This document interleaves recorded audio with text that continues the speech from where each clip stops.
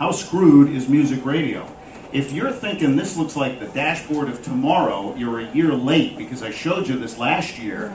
Alan Mulally, the CEO of Ford Motor Company, keynoted the Consumer Electronics Show a year ago, January, and he introduced the new Ford Sync, wired and wireless dashboard. And his goal, January 2009, was to sell 1 million Sync-equipped cars. He met his goal in May. In a recession, the only big automaker not to take the government money. And as he told us when he keynoted this year and showed us the new Ford Sync, he says, we're a technology company that builds things on wheels. And this is what the dashboard in the Ford Taurus looks like now, if you wanted to, because you drag and drop the icons any way you want. So you can keep your eye on the road and your hands on the wheel, and then you can say, call Sarah, and it calls Sarah. Technology company that makes things on wheels. That's okay. Here's Alan in a picture I took with my iPhone in Vegas as he's explaining how Twitter will read your messages, how it will read your emails. And they showed us video side by side of two drivers with the dashboard cam. And the driver on the left was in the Sync-equipped car, and the driver on the right had an iPod. And they said, go, at the same time. And you had to go find Al Stewart, you're the cat. The guy driving the Sync-equipped Ford found it in 4.8 seconds without taking his eyes off the road or his hands off the wheel. The guy fumbling with the iPod took 30.9 seconds. So this is to mitigate, not cause, distracted driving. And the reason all of this stuff is happening is because we in radio, we with the transmitters, only have half of the ears now. Only half of listening is to AM and FM radio. The rest of it is to all this other stuff we've been hearing about, examples of which I have for you. Follow the money. 60 years of advertising revenue. The dark blue line on top is newspapers, and you know what kind of shape they're in. The line underneath that, the pink line, is television, and you now see that broadcast TV has caught up to the newspaper circulation. Wow. The yellow line right under that is radio. And see where I circled television, late 50s, when all the big stars from radio had gone to TV. Since then, radio has been steady Eddie. We don't flinch an inch. Underneath that, in the bright blue line, is cable. You can see where America got wired for cable, and how present day, cable is selling at radio rates, or less. And the little green line all the way to your right is the internet. Steepest adoption graph in the history of media advertising. Here's two markets I'm working on.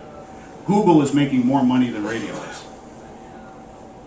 It's not like a new station came on and the dollars from the Ford dealer went from station A to station B. It's not like a new magazine started publishing, you could see where the money went. It just dissipated onto the internet. This is not tomorrow. It's so today, it's almost yesterday. And my message for you is that if you can do a radio show, especially a talk radio show, you can do lots more than a radio station can do. Arguably, you're going to be in trouble if you don't, because the way new media are being adopted, and because AM, FM transmitters are now down to 50%. You can do it yourself, and it's a worldwide web. So why just radio? Why only local? Say hello to Dr. Carol Reynolds, Professor Carol, as she's known to her students at SMU in Dallas. And just from looking, can't you tell she's that tough but fair prof that was everybody's favorite? Until the internet, if you wanted her course, you had to go to college in Dallas. Now if you go to ProfessorCarol.com, she'll give you a lesson, and you can buy the whole thing. Why just local? Why only radio? A year ago I said, get this book. Please get this book. You can get it dirt cheap used on Amazon. There is still such a thing as the public library. If you talk on the radio about really narrow interest, arcane stuff, Arbitron will punish you. If you talk online about really narrow interest, arcane stuff, Google will reward you. Bonsai trees, cigars, whatever it is, might not make for a lively radio show, but they will find you with Google. So read Chris Anderson's The Long Tail and get his next book, which is called Free. The appendix at the end of this book gives you 50 different business models for giving away content to get business. And if you're asking yourself, who ever got rich putting free content on the internet, how about the biggest star in pop music? I can't name any Lady Gaga songs, but I know she's Lady Gaga. You have to be from the 70s for me to be able to name all the songs.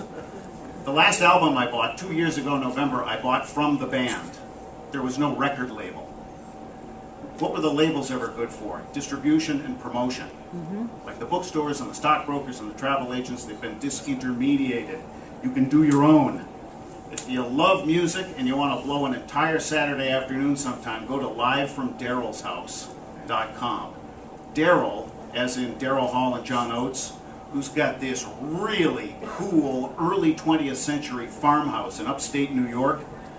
And the video begins with a limo pulling up and Smokey Robinson or Todd Rundgren or somebody hops out of a limo. And Daryl's house is all wired up for audio and video. And they make music and food. And you feel like you're hanging with them. Daryl doesn't have to sell his work to RCA Records to keep his name and his work out there. He's getting the casino gigs on his own now by self-publishing on the internet and giving away free content. What I want you to think about today is exactly halfway in between these two models. On the left, you got the big hit. Who's number one right now? Fame is ephemeral. Where is all attention focused? On the right, you got the stuff that people all over the world care about, but not enough in your city to make it a format. You can either be real big right now or of enduring appeal forever, but is there something in between? I have a pile of handouts for you. And we're going green this year. We haven't killed a single tree to make this presentation possible. So I'm going to give you a place to go download this stuff on the internet later. Included is 3 pages I didn't write, but you should read. It's called 1,000 True Fans. And that witty chap at the end of the day yesterday, we did not rehearse this. He talked about having 1,000 people who tune into you. You will read in 3 pages how you can make a living if there are 1,000 people who really get you. So this is among the handouts.